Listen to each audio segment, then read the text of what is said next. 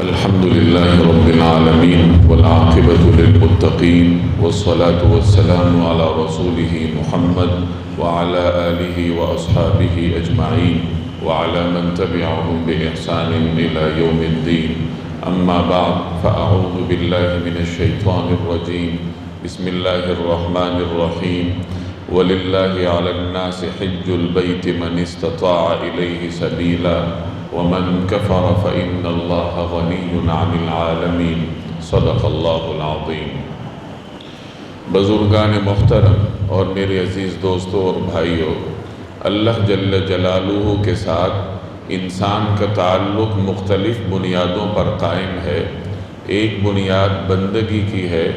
بندگی کی اس بنیاد کو مضبوط کرنے کے لیے انسان نماز پڑھتا ہے، زکوٰۃ ادا کرتا ہے، روزہ رکھتا ہے. بندگی عجز اور انکساری سے عبارت ہے. بندے کا کام عاجزی کا اظہار کرنا ہے. جیسے ایک غلام اپنے مالک کے سامنے عاجزی کا اظہار کرتے ہوئے ہاتھ باندھ کر کھڑا رہتا ہے، اس کے حکم پر عمل بجا لاتا ہے، مالک جو بھی کہے اسے کرنا پڑتا ہے. انسان اللہ کا بندہ ہے. اللہ کے سامنے اس نے بندگی بجا لانی ہے. بندگی کے اظہار کے لیے کبھی وہ ہاتھ باندھ کر اللہ کے سامنے کھڑا ہوتا ہے، پھر بندگی میں اضافہ کرتے ہوئے وہ رکوع میں چلا جاتا ہے، سجدے میں چلا جاتا ہے. عجز و انکساری کی انتہا کرتے ہوئے اللہ کے سامنے ہاتھ پھیلا کر بیٹھا ہوتا ہے. اللہ تبارک و تعالی سے مانگتا ہے، اپنی ہستی کو مٹا کر رکھ دیتا ہے، یعنی مٹا کر رکھنے کی کوشش کرتا ہے. اور جو اس میں کامیاب ہوتا ہے وہی حقیقی بندہ ہے اللہ تبارک و تعالی کا. پھر اللہ کے حکم پر صبح سے لے کر شام تک بھوک پیاس برداشت کرتا ہے. حلال رزق سے بچتا ہے کہ جب اللہ کا حکم ہے کہ حلال بھی نہیں کھانا تو وہ حلال بھی نہیں کھاتا. اللہ کا حکم ہے تو اپنا کمایا ہوا مال اللہ تبارک و تعالی کے حکم پر غریبوں میں تقسیم کرتا ہے، زکوٰۃ ادا کرتا ہے، صدقہ کرتا ہے، خیرات کرتا ہے، قربانی کرتا ہے. یہ بندگی کی مختلف شکلیں ہیں. اور انسان کے ساتھ جو اللہ کا تعلق ہے بندگی کی بنیاد پر، اس بنیاد کو مضبوط کرنے کے لیے انسان یہ تمام عبادات انجام لاتا ہے. جیسے میں نے عرض کیا کہ اللہ اور انسان کے تعلق کی کئی بنیادیں ہیں. یہ تو ایک بنیاد ہے بندگی کی جس کو انسان اس طریقے سے مضبوط کرتا ہے. اللہ کے ساتھ تعلق کی ایک اور بنیاد بھی ہے، وہ عشق اور محبت کی ہے. انسان کا اپنے رب کے ساتھ جو تعلق ہے وہ صرف بندگی پر نہیں کھڑا بلکہ اس میں عشق اور محبت بھی کار فرما ہے. عشق اور محبت کی بنیاد پر اپنے رب کے ساتھ انسان کا جو تعلق ہے اس کو مضبوط کرنے کے لیے انسان حج کرتا ہے، عمرہ کرتا ہے. جیسے میں نے عرض کیا کہ بندگی کو عجز اور انکساری لازم ہے. بندے کا کام عاجزی کا اظہار کرنا ہے، انکساری کا اظہار کرنا ہے. اور عشق اور محبت کو جنون لازم ہے. عشق میں انسان ایسے کام کرتا ہے کہ جس کی عقل کو سمجھ نہیں آتی، وہ عقل کو نہیں دیکھتا، بس اس نے اپنے محبوب کو راضی کرنا ہوتا ہے. اپنے محبوب کو راضی کرنے کے لیے بسا اوقات وہ ایسے کام بھی کرتا ہے کہ نیری عقل اس کو سمجھنے سے قاصر رہتی ہے، لیکن عاشق کو عقل سے کوئی سروکار نہیں ہوتا. اس کی نظر صرف اپنے محبوب پر ہوتی ہے. محبوب جس طریقے سے راضی ہوتا ہے اسے وہ کرنا پڑتا ہے. تو اللہ کے ساتھ تعلق کی اس بنیاد کو، عشق اور محبت کی بنیاد کو مضبوط کرنے کے لیے انسان حج کرتا ہے، عمرہ کرتا ہے. اپنے تمام ملبوسات، قیمتی لباسوں کو، اپنے ہر قسم کے عیش و آرام کو، نرم و نازک بستروں کو، آرام دہ کمروں کو چھوڑ کر 2 چادریں زیب تن کیے ہوئے انسان حرمین میں حاضری دیتا ہے. کبھی اللہ کے گھر کے چکر لگاتا ہے، کبھی وہ مختلف میدانوں کی خاک چھانتا ہوا پھرتا ہے، کبھی 2 پہاڑوں کے درمیان سرگرداں رہتا ہے. مزدلفہ میں کھلے آسمان تلے سوتا ہے، عرفات اور منا میں چلاتی ہوئی دھوپ کا سامنا کرتا ہے، اللہ کے سامنے ہاتھ باندھ کر کھڑا ہوتا ہے، کبھی ہاتھ اٹھا کر دعائیں کرتا ہے۔ اب نیری عقل ان افعال کو سمجھنے سے قاصر ہے، عقل کو ان افعال سے کوئی سروکار نہیں ہے۔ عقل میں تو یہ بات آنے والی نہیں ہے کہ آپ لباس چھوڑ دیں، دو لباسوں میں ملبوس ہو جائیں اور خوشبو لگانا چھوڑ دیں، نہانا چھوڑ دیں، کنگھی کرنا چھوڑ دیں، نظافت کے جتنے اسباب آپ گھر میں اختیار کرتے ہیں وہ سارے چھوڑ دیں اور میلے کچیلے لباس میں پسینے سے لبریز جسم کے ساتھ چلاتی ہوئی دھوپ میں عرب کے مختلف صحراؤں میں جا کر گھومتے پھریں، کبھی عرفات میں جائیں، کبھی مزدلفہ میں جائیں، کبھی منا میں جائیں، وہاں قیام کریں، تو عقل کو ان باتوں کی سمجھ نہیں آتی۔ یہ عشقی افعال ہیں، عشق کو جنون لازم ہے، اور حاجی یہ افعال انجام دیتے ہوئے اپنے جنون کا ثبوت دیتا ہے کہ ہمیں عقل سے کوئی سروکار نہیں ہے، اور جب رب کا حکم ہے اور رب کو راضی کرنا ہے تو پھر ہمیں وہ افعال بھی انجام دینے پڑنے ہیں کہ بظاہر دنیا میں جن کا کوئی فائدہ نہیں ہے، اپنا مال خرچ کرنا ہے، اپنا آرام قربان کرنا ہے، اور بس اپنے رب کے عشق میں اور محبت میں ہم نے ان میدانوں کی خاک چھاننی ہے اور اس کو اپنے لیے سعادت سمجھنا ہے۔ تو یہ بندہ اپنے رب کے ساتھ عشق اور محبت پر قائم تعلق کو اس طریقے سے جنون کا اظہار کرتے ہوئے مضبوط کرتا ہے۔ اور ہر زمانے میں لوگوں نے بیت اللہ کا طواف کیا ہے۔ حج اور عمرے میں جتنے ارکان ہیں، جتنے افعال ہیں، ہر ایک کی اپنی تاریخ ہے۔ آپ طواف کو دیکھ لیجئے کہ مسلمان اللہ کے گھر کے چکر لگاتا ہے اور اس عبادت کو طواف کہا جاتا ہے۔ طواف کی اپنی ایک تاریخ ہے۔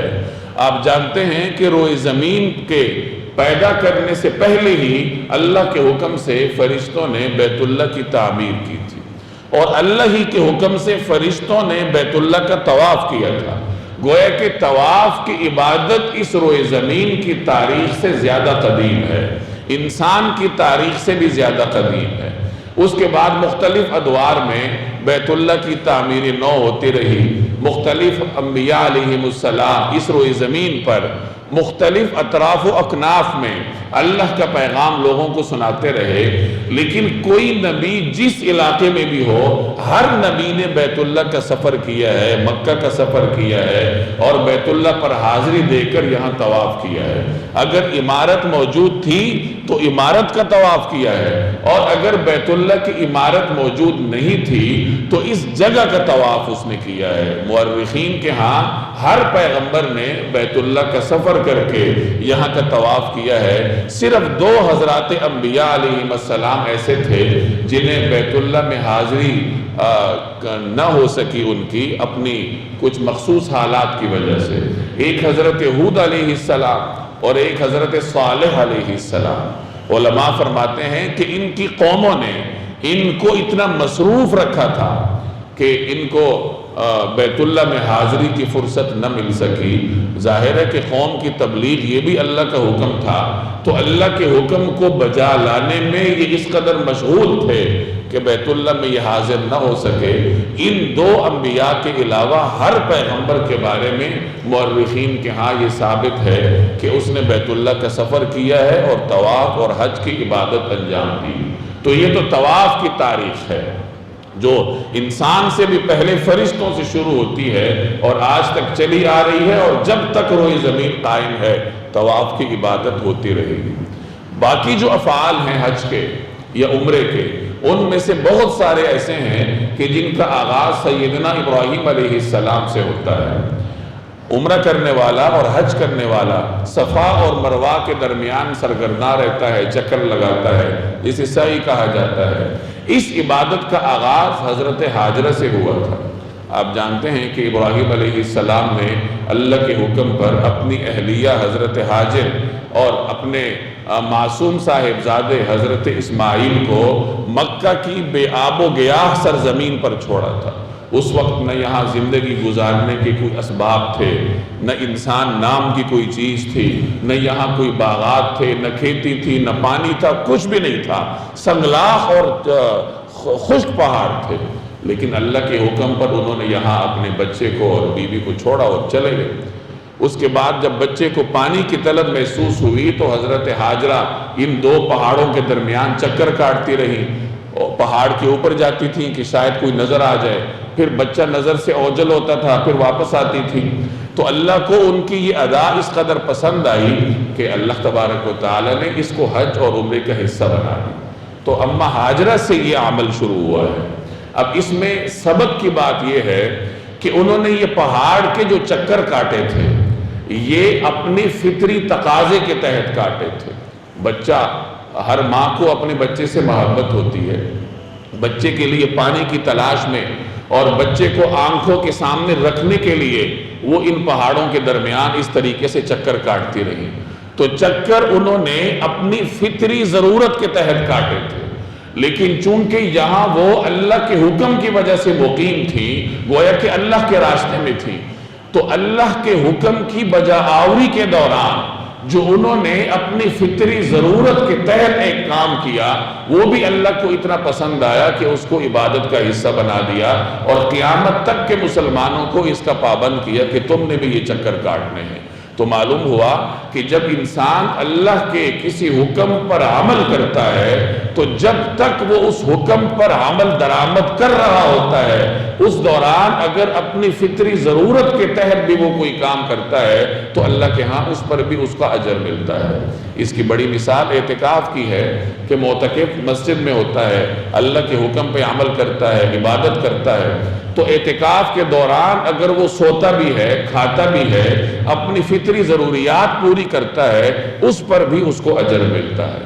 یہ اللہ کی جانب سے بندوں کے لیے رحمت کا اظہار ہے کہ جب آدمی اللہ کے حکم پر عمل کرنے کے لیے قدم اٹھاتا ہے، نیت کرتا ہے، آگے بڑھتا ہے، تو اللہ کے ہاں اس کی اتنی قدردانی ہوتی ہے کہ اس دوران وہ جو کچھ کرتا ہے اپنی فطری ضروریات کے لیے، اپنی نفسانی ضروریات کے لیے، اللہ کے ہاں اس پر بھی اس کو اجر ملتا ہے۔ تو سعی کی یہ تعریف ہے۔ اسی طریقے سے جمرات ہے یا مینا میں جانا ہے، قربانی ہے، یہ بھی حضرت ابراہیم علیہ السلام کے زمانے سے شروع ہوئی ہے کہ انہوں نے اپنے بیٹے کی قربانی اللہ کے حکم پر کرنی شروع کی تو بیٹے کو اللہ نے بچا لیا اور جنت سے مینڈا آیا، وہ قربان کیا گیا، اس کی یاد میں مسلمان قربانی کرتے ہیں، حج کے موقع پر بھی کرتے ہیں، اور 10 ذی الحج کو اپنے اپنے گھروں میں سنت ابراہیمی کے نام سے یہ مبارک عمل مسلمان انجام دیتے ہیں۔ حاجی وہاں جا کر شیطان کو پتھر مارتے ہیں، یہ بھی حضرت ابراہیم علیہ السلام کے زمانے سے شروع ہے کہ جب انہوں نے اپنے بیٹے کو قربان کرنے کے لیے، اللہ کا حکم پورا کرنے کے لیے قربان گاہ کی جانب قدم بڑھائے تو راستے میں جگہ جگہ شیطان نے وسوسہ ڈالنے کی کوشش کی، انہوں نے شیطان کو کنکر مارے، تو اللہ کو اپنے خلیل کی یہ ادا اس قدر پسند آئی کہ اس عمل کو حج کا حصہ بنا لیا۔ تو بہرحال حج کے اندر جتنے افعال ہیں ہر ایک کی اپنی تاریخ ہے، اور ہر ایک کے اندر آپ کو عشق، محبت اور جنون ہی کار فرمان نظر آئے گا کہ ایک آدمی اللہ کے حکم پر عمل کرنے کے لیے، اپنے عشق اور محبت کا اظہار کرنے کے لیے اپنے آپ کو جنون کی سطح پر لے جاتا ہے اور اس طریقے سے ان میدانوں میں سرگرداں رہتا ہے۔ جناب رسول اللہ صلی اللہ علیہ وسلم نے ہجرت سے پہلے کتنے حج اور عمرے ادا فرمائے ہیں، سیرت یا تاریخ کی کتابوں میں اس حوالے سے کوئی واضح رہنمائی نہیں ملتی۔ اتنی بات ثابت ہے کہ ہجرت سے پہلے آپ صلی اللہ علیہ وسلم نے حج ادا فرمائے ہیں، لیکن کتنے فرمائے ہیں اس کی کوئی صراحت نہیں ہے۔ بعض علماء فرماتے ہیں کہ آپ صلی اللہ علیہ وسلم ہجرت سے پہلے ہر سال حج ادا فرماتے تھے۔ ہجرت کے بعد آپ صلی اللہ علیہ وسلم سے 4 عمرے اور 1 حج ثابت ہے۔ ہجرت کے بعد پہلی مرتبہ بیت اللہ کا سفر آپ صلی اللہ علیہ وسلم نے 6 ہجری میں کیا تھا، یعنی ہجرت کے 6 سال کے بعد نبی کریم صلی اللہ علیہ وسلم صحابہ کے ہمراہ عمرے کے ارادے سے احرام باندھ کر تشریف لے گئے، لیکن اس وقت قریش نے آپ صلی اللہ علیہ وسلم اور صحابہ کو عمرہ نہ کرنے دیا۔ حدیبیہ کے مقام پر صلح کا معاہدہ لکھا گیا اور وہیں آپ علیہ السلام کے حکم سے صحابہ کرام نے اپنے اپنے جانور قربان کر کے احرام کھول دیے۔ عمرہ مکمل نہ ہو سکا۔ اگلے سال 7 ہجری میں ذیقعدہ ہی کے مہینے میں نبی کریم صلی اللہ علیہ وسلم عمرے کے سفر پر تشریف لے گئے، جیسے کہ گزشتہ سال معاہدہ ہوا تھا۔ قریش نے 6 ہجری میں یہ کہا تھا کہ اس سال آپ لوگ عمرہ نہیں کریں گے، اگلے سال آپ آئیں گے، ان شرائط کے ساتھ آئیں گے۔ تو اگلے سال نبی کریم صلی اللہ علیہ وسلم عمرے کے لیے تشریف لے گئے، اور اس سفر کو سیرت کے کتابوں میں عمرۃ القضاء کے نام سے یاد کیا جاتا ہے۔ تیسرا عمرہ نبی کریم صلی اللہ علیہ وسلم نے ذیقعدہ ہی کے مہینے میں ادا فرمایا تھا۔ حنین کے غزوے سے واپسی پر جورانہ کے مقام سے نبی کریم صلی اللہ علیہ وسلم نے احرام باندھا اور عمرہ ادا فرمایا۔ اور چوتھا عمرہ آپ صلی اللہ علیہ وسلم نے حجۃ الوداع کے موقع پر ادا فرمایا تھا۔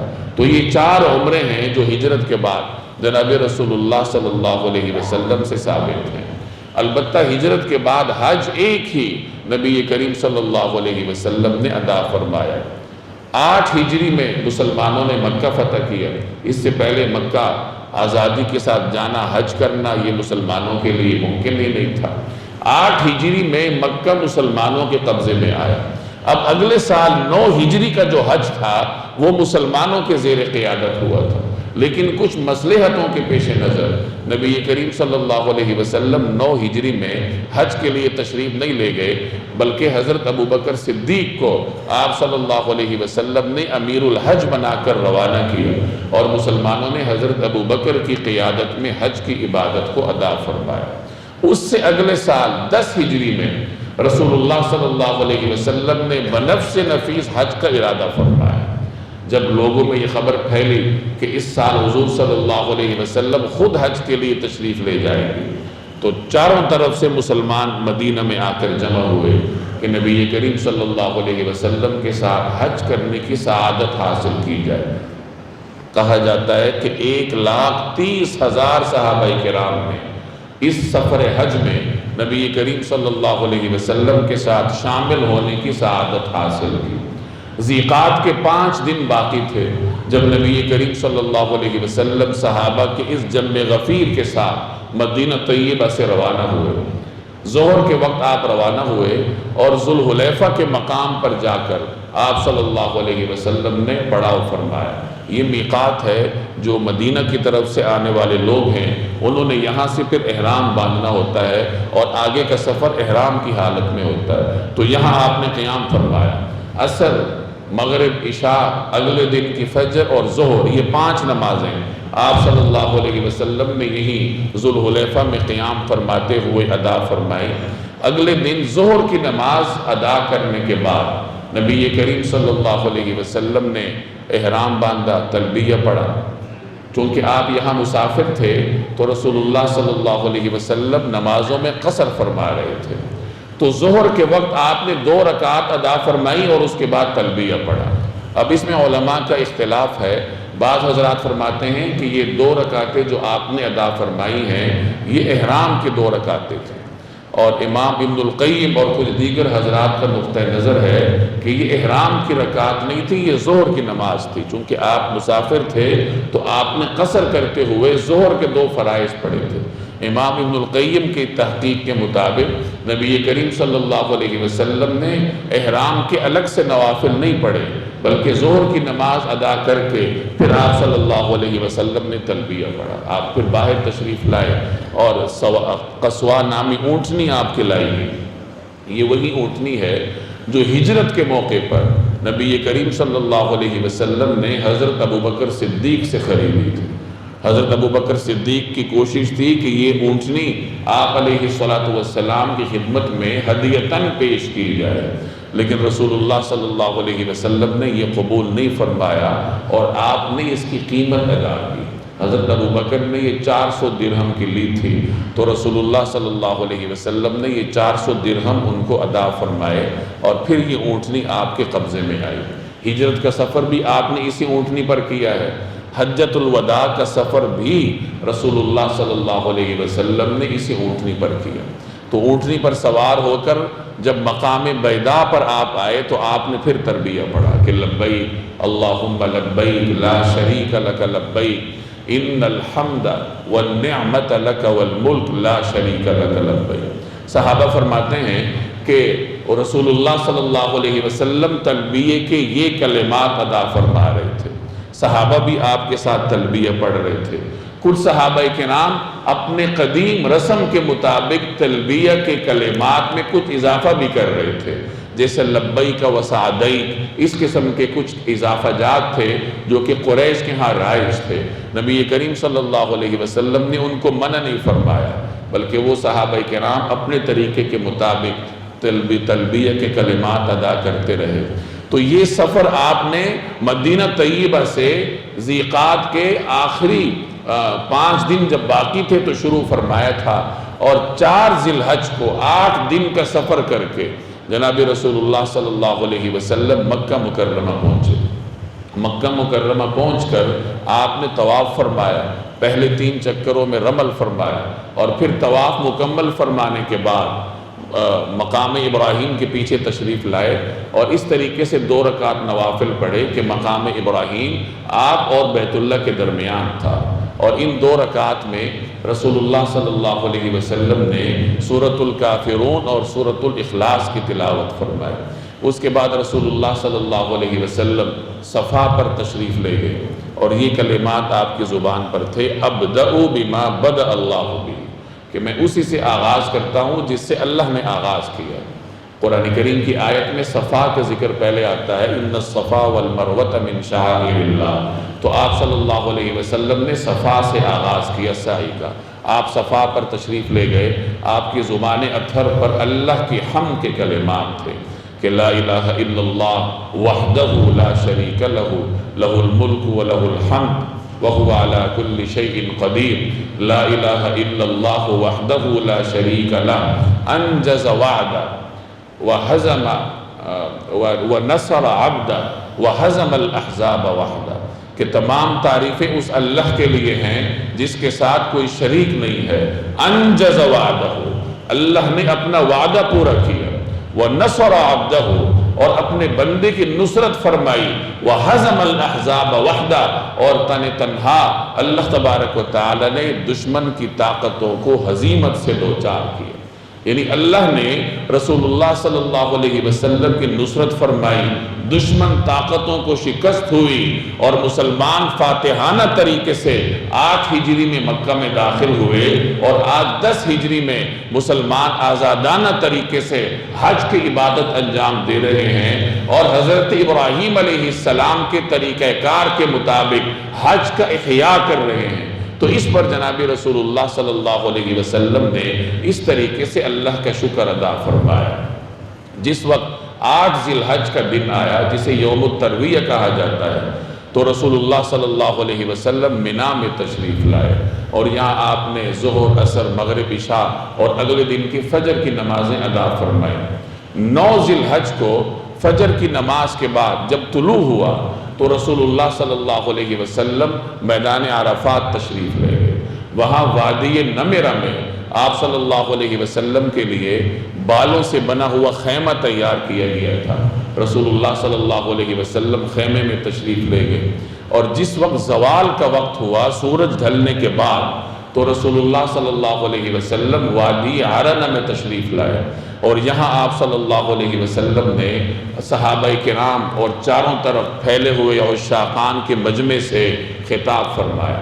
نبی کریم صلی اللہ علیہ وسلم نے اس سفر میں، جسے حجۃ الوداع کا سفر کہا جاتا ہے، اس میں مختلف مقامات پر خطبے ارشاد فرمائے۔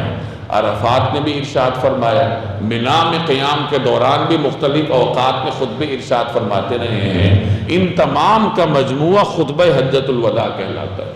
تو عرفات میں نبی کریم صلی اللہ علیہ وسلم نے صحابہ سے خطاب فرمایا، لوگوں کے حقوق بیان کی۔ آپ نے فرمایا، ان دماءکم و اموالکم علیکم حرام کحرمت یومکم ھذا فی شہرکم ھذا فی بلدکم ھذا، کہ اے لوگوں سن لو کہ تمہاری جانیں، تمہارے اموال تم پر حرام ہیں، اس طریقے سے کہ جیسے یہ دن حرمت والا ہے، یہ مہینہ یعنی ذی الحج حرمت والا ہے، اور یہ شہر یعنی مکہ مکرمہ حرمت والا ہے، تو اسی طریقے سے تمہارے اموال اور تمہاری جانیں تمہارے لیے حرمت کا درجہ رکھتی ہیں۔ ایک دوسرے کے خون میں ہاتھ نہ رنگا کرو، ایک دوسرے کے اموال کو ناحق ہڑپ نہ کیا کرو۔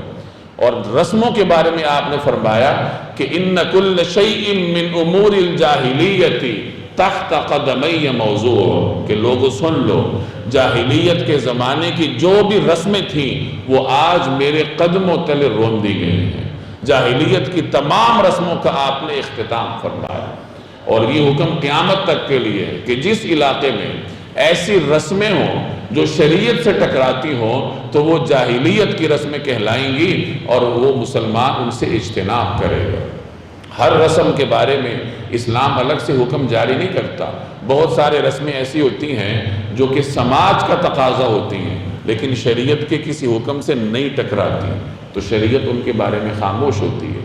آپ اگر وہ رسم انجام دینا چاہیں تو کوئی حرج نہیں ہے، نہ بھی دینا چاہیں تو کوئی حرج نہیں، لیکن اگر کوئی رسم ایسی ہے جو شریعت کے کسی حکم سے ٹکراتی ہے تو وہ جاہلی رسم کہلائے گی، اور وہ پھر آپ کو اپنے قدموں تلے روندنی ہوگی، چاہے اس کے لیے آپ کو کوئی بھی قیمت ادا کرنی پڑے۔ لوگ چاہے کچھ بھی کہیں، لیکن شریعت کے متصادم رسم کو انجام دینا یہ جناب رسول اللہ صلی اللہ علیہ وسلم کے اس حکم کی خلاف ورزی ہے۔ تو ہر ایسی رسم سے اجتناب کرنا چاہیے۔ آپ بہتر جانتے ہیں خوشی میں، غمی میں، شادی بیاہ میں، فوتگیوں میں بہت ساری رسمیں ایسی ہوتی ہیں جو شریعت کے احکامات سے ٹکراتی ہیں، تو رسول اللہ صلی اللہ علیہ وسلم نے اس موقع پر امت کو جو وصیت فرمائی ہے اس میں یہ نکتہ بھی ہے کہ ہر اس رسم کو قدموں تلے روندو جو کہ شریعت کے کسی حکم سے ٹکراتی ہے۔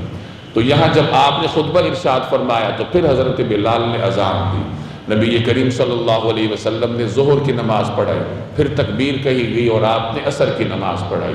اس کے بعد آپ صلی اللہ علیہ وسلم جبل رحمت کے پاس تشریف لائے، یہاں آپ نے وقوف فرمایا اور غروب تک آپ یہاں دعاؤں میں مصروف رہے۔ غروب کے بعد نبی کریم صلی اللہ علیہ وسلم مزدلفہ تشریف لے گئے، وہاں آپ نے مغرب اور عشاء کی نماز عشاء کے وقت میں ایک اذان اور 2 تکبیروں کے ساتھ جمع فرمائے۔ مزدلفہ میں آپ صلی اللہ علیہ وسلم نے رات کو قیام فرمایا۔ اگلے دن فجر کی نماز کے بعد آپ صلی اللہ علیہ وسلم مشعر حرام پر تشریف لائے، یہاں وقوف فرمایا، اور طلوع سے پہلے ہی رسول اللہ صلی اللہ علیہ وسلم نے یہاں سے کوچ فرمایا، واپس میں نہ آئے، اور رمی آپ نے فرمائی۔ رمی کے بعد رسول اللہ صلی اللہ علیہ وسلم قربان گاہ تشریف لے گئے۔ آپ صلی اللہ علیہ وسلم کے لیے 100 اونٹ لائے گئے تھے۔ کچھ اونٹ آپ نے مدینہ طیبہ سے اپنے ساتھ لائے تھے، اور کچھ اونٹ سیدنا علی یمن سے اپنے ساتھ لائے تھے۔ حضرت علی نے رسول اللہ صلی اللہ علیہ وسلم کے ساتھ سفر حج میں شرکت کرنے کے لیے یمن سے سفر کیا تھا، اور اپنے ساتھ سواری کے اونٹ بھی لائے تھے۔ تو یہ 100 اونٹ تھے جو نبی کریم صلی اللہ علیہ وسلم نے اپنی جانب سے قربان فرمائے۔ ان میں سے 63 اونٹ رسول اللہ صلی اللہ علیہ وسلم نے اپنے دست اقدس سے قربان کیے، خود نہر فرمائے، اور باقی جو 27 اونٹ تھے وہ سیدنا علی رضی اللہ تعالی عنہ کو آپ نے حکم دیا، انہوں نے قربان فرمائے۔ قربانی کے بعد پھر آپ کی خدمت میں حلق کرنے والا حاضر ہوا، آپ نے اسے حکم دیا کہ پہلے دائیں طرف سے حلق کرو، اس نے دائیں طرف سے آپ کا حلق کیا، آپ نے وہ مبارک بال حضرت ابو طلحہ کو عطا فرمائے۔ پھر اس نے بائیں طرف سے حلق کیا تو وہ بال آپ نے گرد و پیش میں موجود صحابہ کو عطا فرمائے۔ رسول اللہ صلی اللہ علیہ وسلم کے آثار سے برکت حاصل کرنا یہ صحابہ کرام کا اسوہ ہے، اور یہ منہ مبارک صحابہ کرام کے پاس محفوظ رہے ہیں، اور آج بھی مختلف علاقوں میں آپ کو رسول اللہ صلی اللہ علیہ وسلم کے یہ تبرکات اور یہ آپ علیہ السلام سے منسوب مختلف مبارک چیزیں آپ کو ملتی ہیں۔ حلق کے بعد رسول اللہ صلی اللہ علیہ وسلم تشریف لے گئے، آپ نے طواف زیارت کیا۔ اس کے بعد جو باقی ایام تشریق تھے وہ آپ نے مینا میں گزارے، اس دوران مختلف خطبے آپ ارشاد فرماتے رہے، رمی جمرات کرتے رہے۔ 13 ذی الحج کو آپ وادی محصب میں تشریف لائے، اسے وادی ابتح بھی کہا جاتا ہے اور خیف بنی کنانہ بھی کہا جاتا ہے۔ یہ وہی وادی ہے جہاں قریش نے جمع ہو کر بنی ہاشم کے بائیکاٹ کے مقاطعے کا معاہدہ کیا تھا، اور پھر اس کے بعد بنو ہاشم کو شیب ابی طالب میں محصور ہونا پڑا تھا۔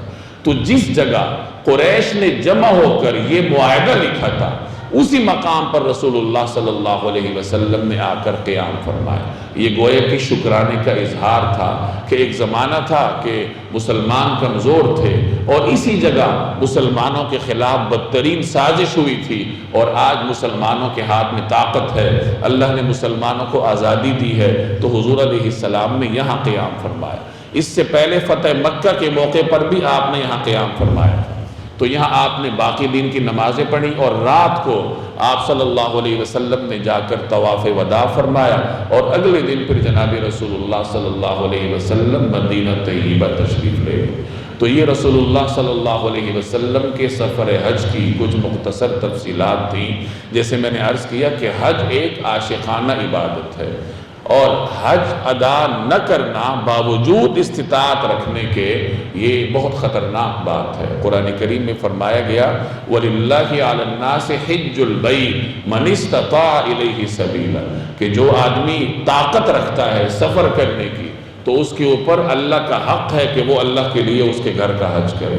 وَمَنْ كَفَرَ، اور جو انکار کرے یعنی باوجود استطاعت کے حج نہ کرے، فَإِنَّ اللَّهَ غَنِيٌّ عَنِ الْعَالَمِينَ، تو اللہ تعالیٰ تو بے نیاز ہے تمام جہاں، یعنی گویا ایسا آدمی اللہ کے ذمے سے نکل جاتا ہے۔ رسول اللہ صلی اللہ علیہ وسلم نے ایک روایت میں ارشاد فرمایا کہ جو آدمی باوجود استطاعت رکھنے کے، بغیر کسی مرض کے، بغیر کسی دشمن کے خوف کے، یعنی بلا کسی عذر کے حج کی عبادت انجام نہ دے، تو اللہ کو اس کی کوئی حاجت نہیں، چاہے وہ یہودی ہو کر مرے یا نصرانی ہو کر مرے۔ ہم میں سے بہت سارے مسلمان ہیں جو استطاعت رکھنے کے باوجود حج نہیں کرتے۔ کیوں؟ اگر پیسے لگائیں گے تو کاروبار سے نکالنے پڑیں گے، کاروبار میں کمی آ جائے گی، فلاں چیز میں کمی آ جائے گی، تو بھائی زندگی کا کوئی پتہ نہیں چلتا۔ نصرانی اور یہودی ہو کر مرنے سے بہتر ہے کہ آدمی اپنے کاروبار سے کچھ رقم نکال لے، کڑوا گھونٹ پی لے، اور جا کر زندگی میں ایک مرتبہ فرض حج ادا کر آئے۔ تو کم از کم اس موقع پر ہم سب یہ نیت کر لیں کہ جن کو اللہ نے استطاعت دی ہے وہ اگلے سال ضرور حج کے لیے جائیں، اور جن کو استطاعت نہیں بھی ہے وہ بھی اللہ سے دعا کریں کہ اللہ ہم سب کو توفیق دے۔ وآخر دعوانا الحمدللہ رب العالمین۔